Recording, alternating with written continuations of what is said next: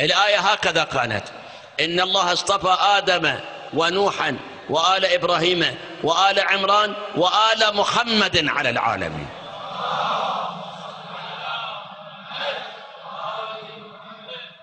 الإمام جعفر الصادق عليه السلام يقول هكذا نزلت، ولكنهم حذفوها. خلاص أنا بعد ما أعلق، أنا بس أقول لك كلام، لو أريد أعلق أكو مكان تعليق هواية. أي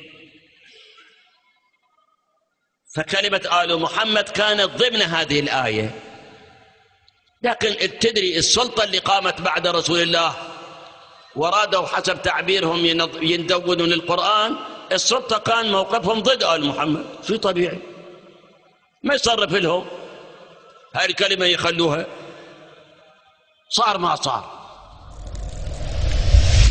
إنا نحن نزلنا الذكر وإنا له لحافظون.